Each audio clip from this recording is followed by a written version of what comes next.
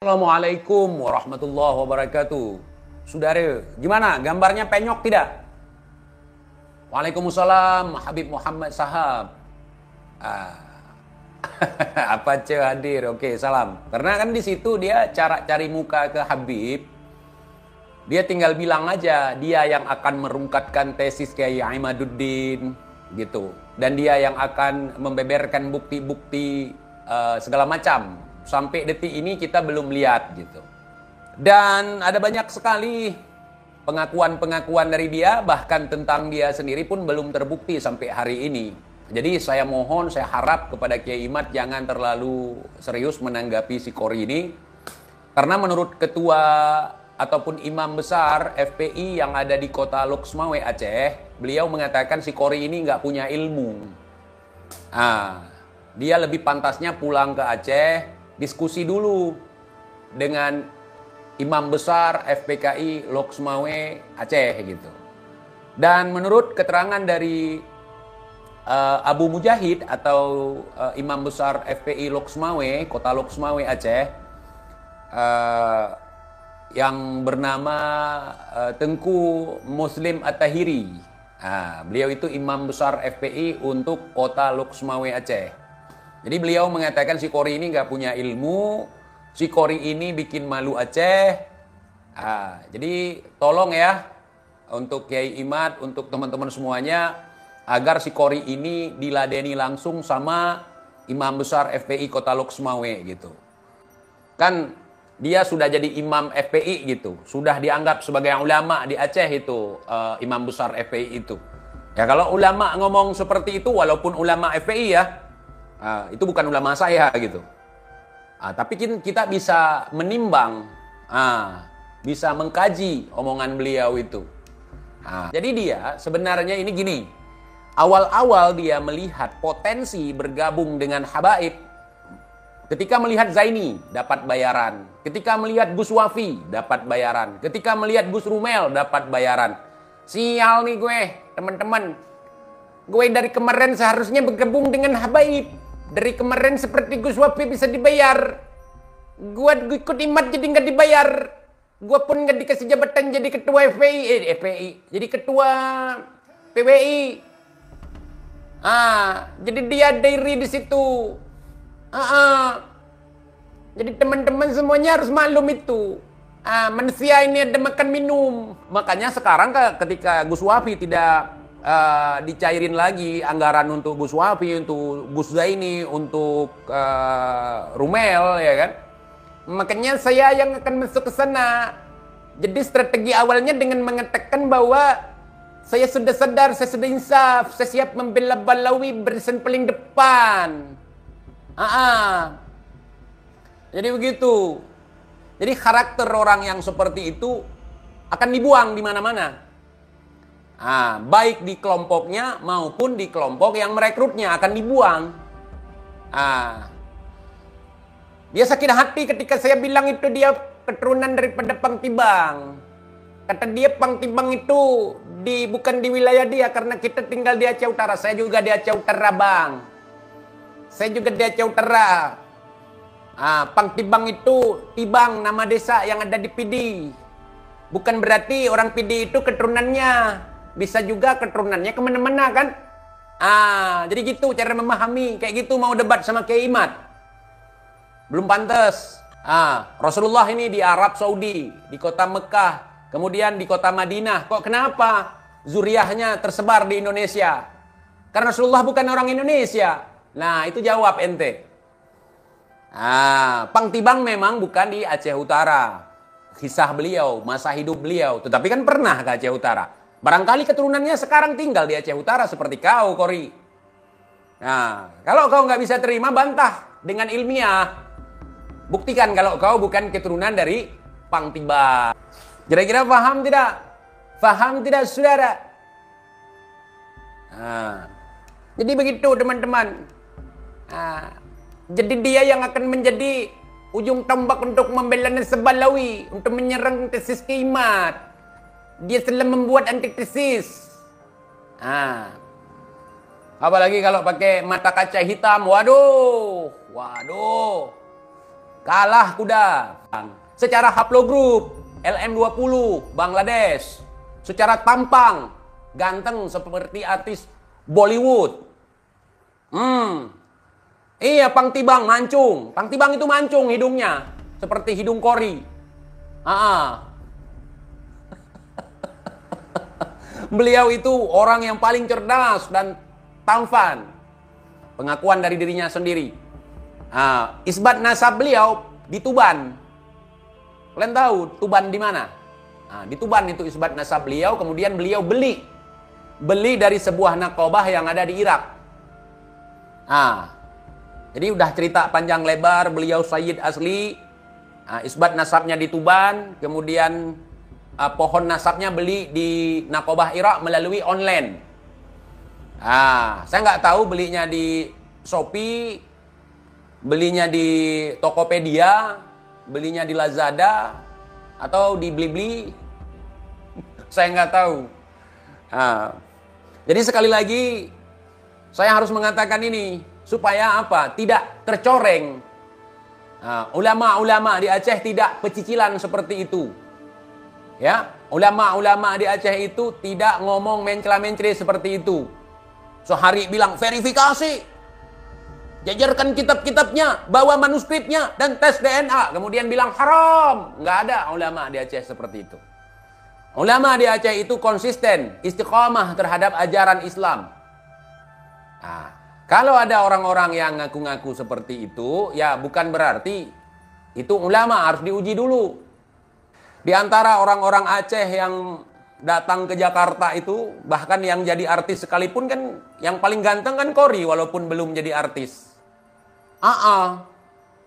Kalau main film itu langsung diangkat jadi inspektur ladusi. Jangan-jangan Kori sudah mewarisi akhlak dan jasad Nabi, khalqan wa khulqah. Itu bukan gaya di Aceh. Bagi teman-teman semuanya yang paham ya.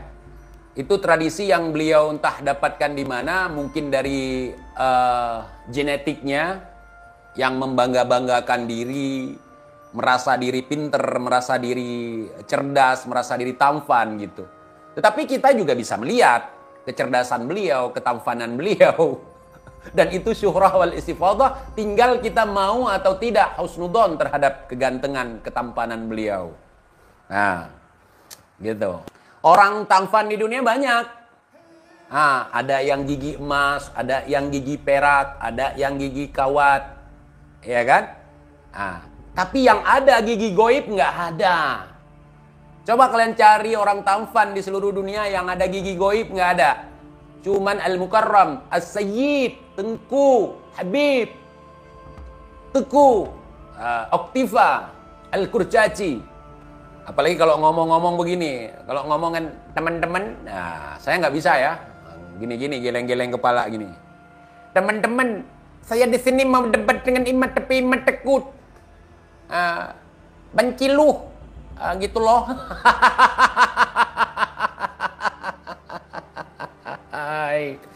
Saya sekarang sudah insaf.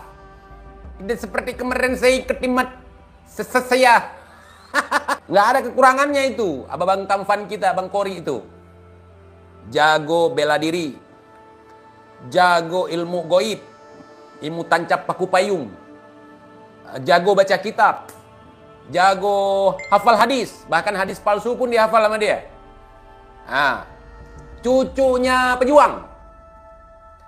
Cucunya nggak cukup 5 jari. Cucunya pahlawan. Cucunya ulama. Tapi ujung-ujungnya LM20, saudara. Itu bukti. Kalau TIJ bilang kau keturunan Pang Tibang atau sebangsanya. Yang ketika si Bahar nelpon beliau langsung keringat dingin keluar. Kemudian ngaku-ngaku bangsa Aceh gitu. Pede memang ya. Sebenarnya perbedaan antara percaya diri dengan nggak tahu diri itu sedikit aja bedanya. Sedikit aja bedanya. Tipis sekali perbedaannya. Ada yang percaya diri, ada yang nggak tahu diri. Kalau beliau itu masuk golongan nggak tahu diri. ketika ngomongin orang lain, ya kan, nggak sadar diri. Kalau TJ ngomongin si Rizik, penyok misalnya, bukan saya ngomong, omongan dia sendiri.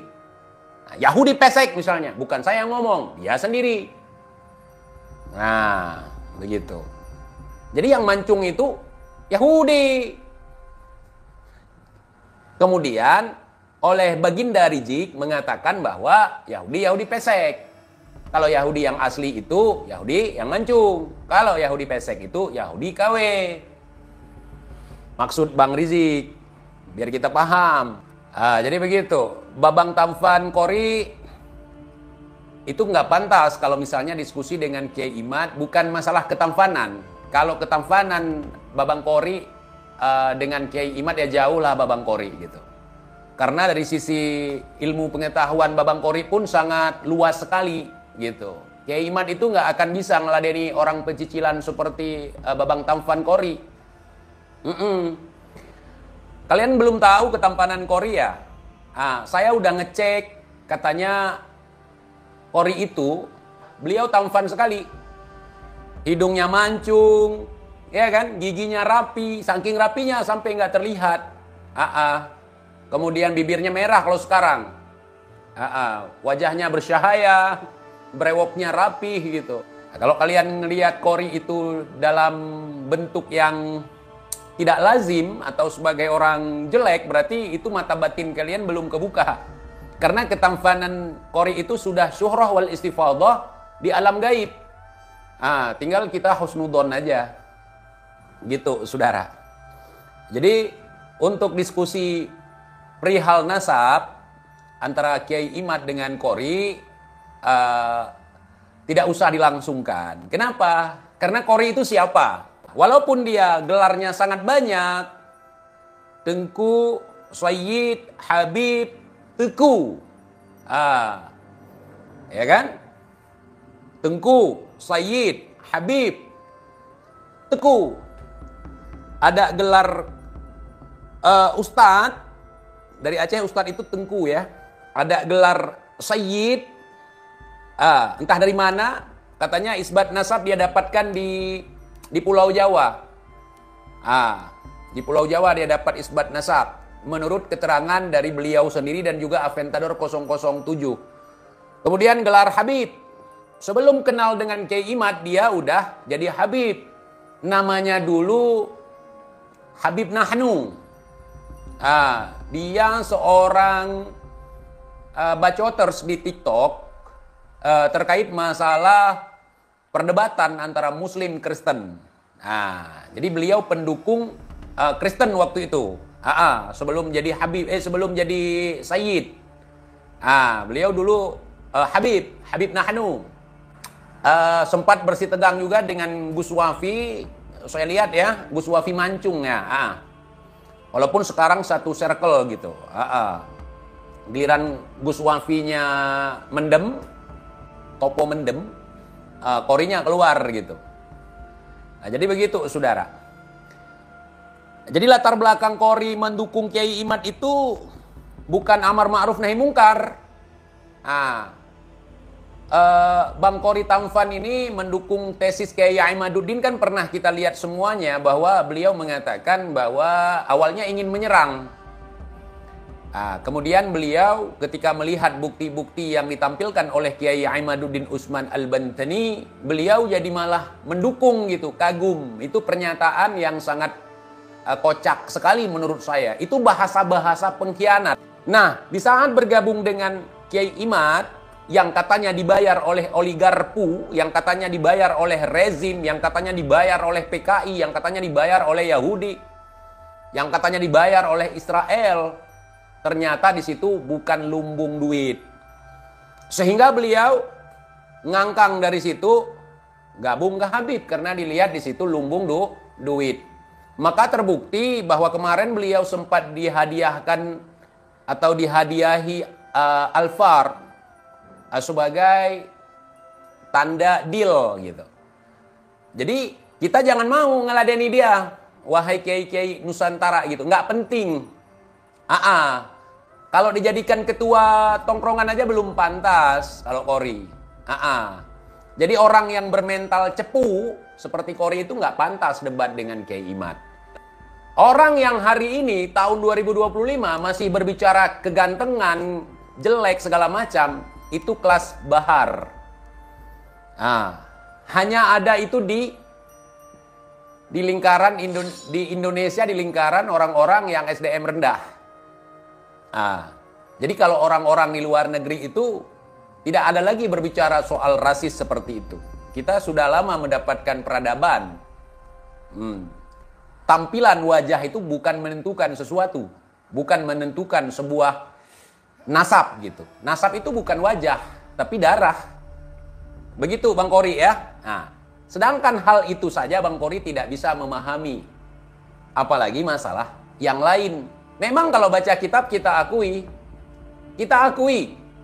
bahwa bocah-bocah di Arab pun bisa bahasa Arab, bisa baca kitab Arab.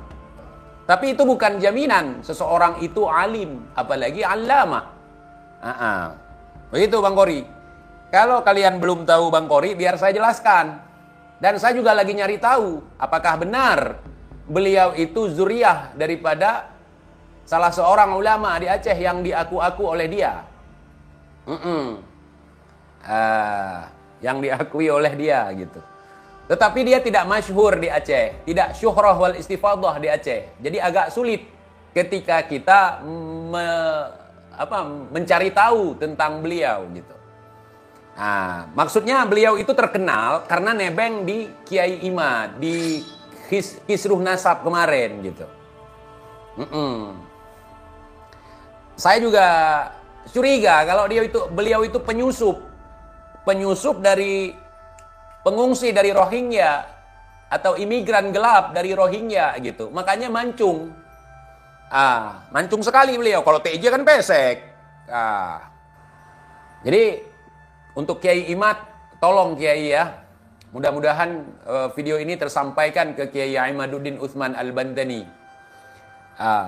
LM20 itu orangnya, kalau orang-orang dari sana banyak drama memang. Dari Rohingya. Seperti Rohingya datang ke Aceh itu banyak kali drama. Memang mereka main akal-akalan. Walaupun tidak semua orang Rohingya seperti itu, orang Bangladesh seperti itu tidak semua. Tetapi ada banyak sekali orang yang memang pinter drama, tapi dramanya ketahuan. Dramanya memang bodoh gitu. Tolonglah Kiai Imad jangan, dia tertekan. Tertekan karena TIJ ngerosting dia gitu. Tertekan dia sampai ketawanya udah nggak karuan. Sekarang dia penuh beban karena TJ ngebahas dia gitu. Sampai dia bilang kan TJ teku palsu. Saya memang teku palsu. Saya bukan hulu balang, bukan. Saya sudah sering menjelaskan kepada teman-teman semuanya terkait masalah saya kenapa ada teku di nama saya, itu merupakan nama saya di YouTube, nama panggung gitu. Walaupun saya nggak punya panggung. Nama di YouTube itu. Kalau hulu balang memang udah nggak ada. Udah nggak ada di Aceh. Kerajaannya nggak ada lagi, keratonnya udah nggak ada lagi. Sekarang Aceh pun sudah melebur menjadi negara, bagian dari Negara Kesatuan Republik Indonesia. Nggak ada lagi main hulu-hulu balang, main raja-rajaan. Tapi kalau masalah, datuk saya misalnya, itu bisa kita buktikan. Gitu. Sedangkan Datuk Kori bisa kita buktikan nggak? Tersambung Kori dengan Teku siapa? Bahkan dengan Al-Qurcaci gitu. Tersambung nggak? Jadi fokusnya ke tesis Kiai Imad, bukan ke Kori. Mungkin bapaknya kakeknya ya, Datuk dia itu Pang Tibang, Panglima di Tibang. Nama aslinya Ramasami. Itu orang Bangladesh. Atau kami bilang di sini orang Keling. Jadi wajar kalau Bang Kori mancung gitu. Kalau kita apalah, ya kan? Tapi ingat, tidak semua orang mancung itu zuriyah Rasulullah. Tidak.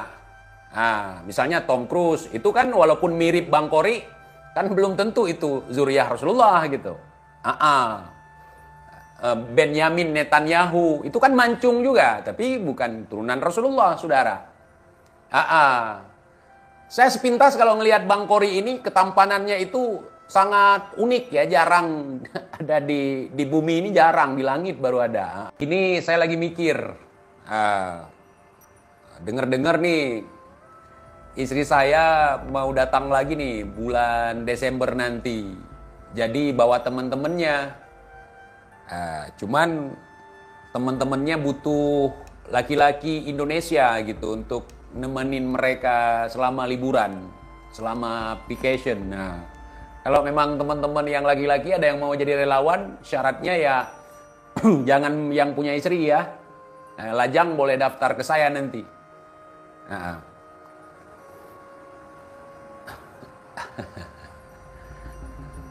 IT Kebo. Jangan cuman bilang saya aja datang, nanti saya Sherlock. Kalau Kori jangan, Kori terlalu tampan. Oke, saya mau bahas terkait Kiai Imad yang ditantang Kori untuk berdebat terkait masalah nasab Ba'lawi. Dalam hal ini, tolong bagi teman-teman yang lain ataupun para YouTuber, para TikTokers ataupun penggiat sosial media yang mendukung Kiai Imad, dalam hal ini adalah tesis Kiai Imaduddin Utsman yang tergabung di dalam Mukimat Muhibbin Kiai Imad. Jadi untuk tidak terlalu serius menanggapi Babang Tampan atau Kori Tampan ya, dikarenakan nanti apa yang dia rencanakan jadi berhasil gitu.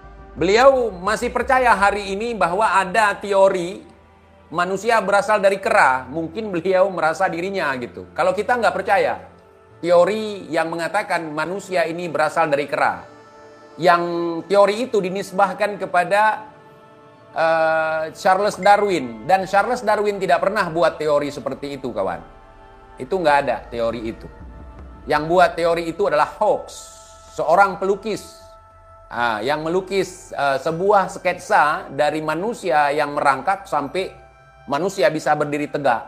Ya, itu adalah fiktif, saudara. Ya, itu merupakan narasi yang tidak bisa dipertanggungjawabkan. Tapi sayang sekali, Bapak Kori, Mas Kori Tampan ini percaya dengan teori seperti itu. Saya tidak percaya. Dari saya kecil aja saya nggak percaya itu. Waktu saya mulai masuk sekolah saja, ketika ada pembahasan itu saya nggak percaya. Nah, saya sampai bilang ke gurunya, lu aja yang jadi keturunan monyet, gua kagak mau. Pokoknya Mas Kori sehat selalu ya, jaga ketampanannya gitu.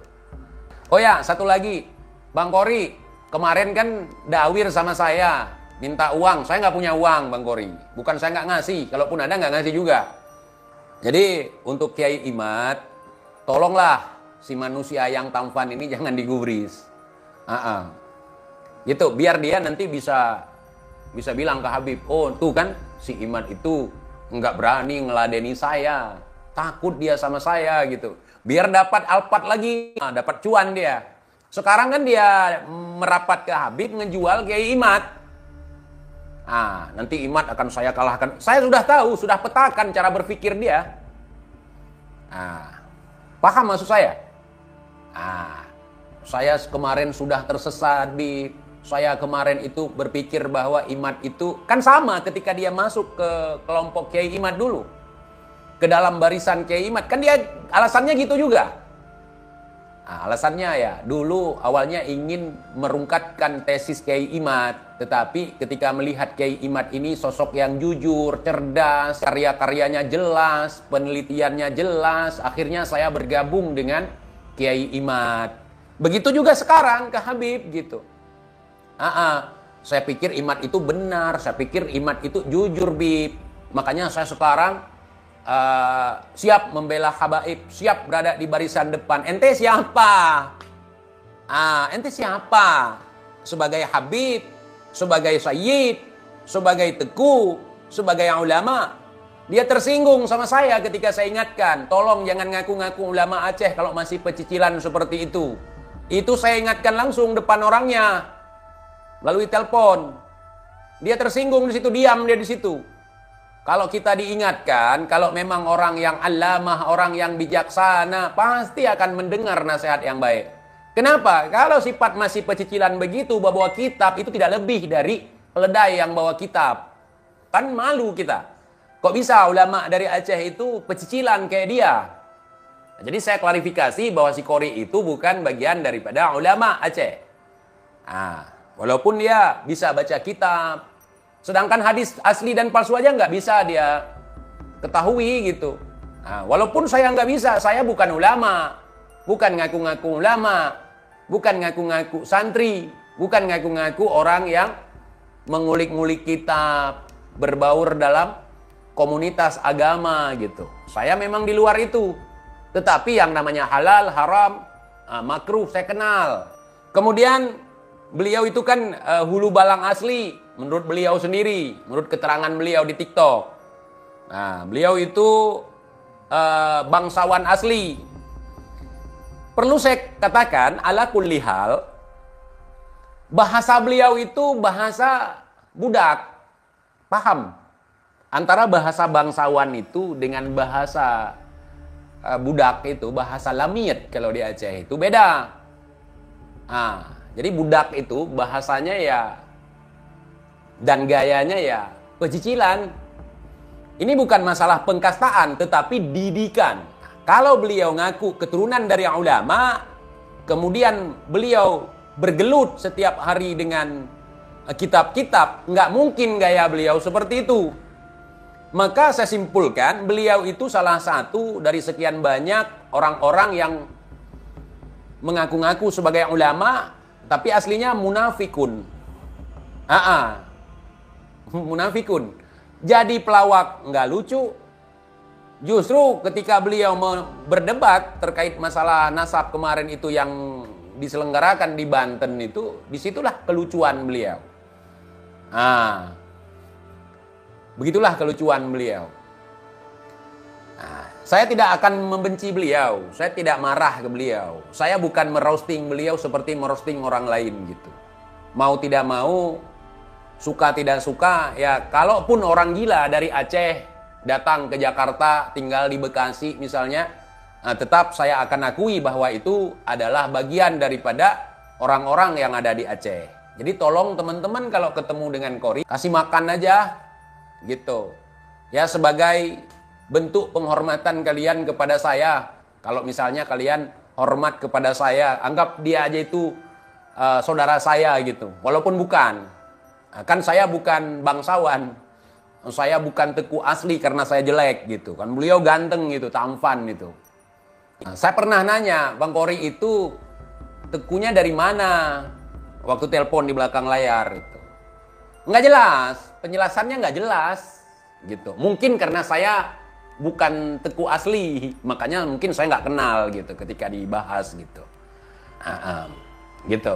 Karena Teku di Aceh ada dua jenis. Yang pertama buatan Belanda, yang kedua memang yang asli bangsawan gitu.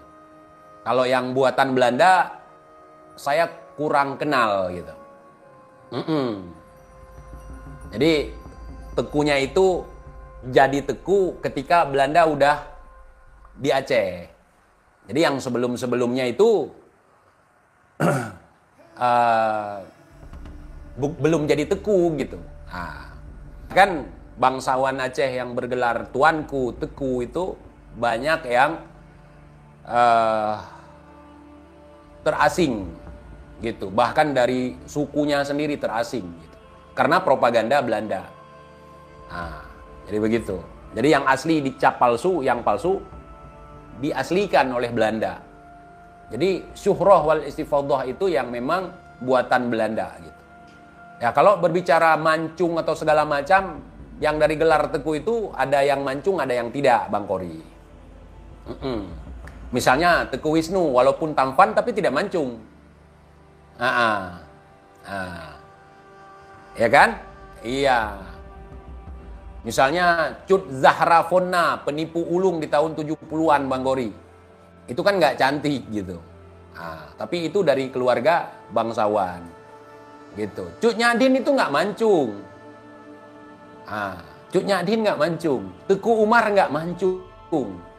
Karena orang itu nggak ngurusin masalah hidup. Bilang keluarga dia ketawa-ketawa ketika lihat TIJ membahas Sikori. Saya nggak bahas nasab Sikori. Ya keluarga saya nggak nimbrung masalah saya. Itu membedakan saya dengan antum, Bang Kori Tampan. Keluarga saya nggak ikut-ikutan masalah saya gitu. Saya mau ngomong apa, saya mau nggak ikut-ikutan. Kecuali saya menghina ulama. Kecuali saya menghina Islam, menistakan Islam, itu keluarga saya yang akan ikut campur masalah itu. Dan saya nggak pernah ngaku sebagai keturunan Hulu Balang. Saya nggak pernah ngaku keturunan bangsawan. Saya nggak pernah ngaku keturunan baginda Nabi. Bukan karena saya pesek. Memang nggak perlu. Emang kalau misalnya Bang Kori itu keturunan raja, terus keturunan ulama, pentingnya apa untuk umat? Kemudian Bang Kori itu sebagai Sayyid asli haplogrup LM20. Manfaatnya apa untuk masyarakat? Kalau mulut macam kayak gitu, apa manfaatnya? Oh, punya ilmu Bang Kori tinggi sekali. Kalau nggak punya adab, iblis lebih cerdas, ente tahu itu. Iblis ilmunya lebih, iblis lebih alim daripada Bang Kori, ataupun Bang Kori lebih dari iblis gitu alimnya. Saya nggak tahu.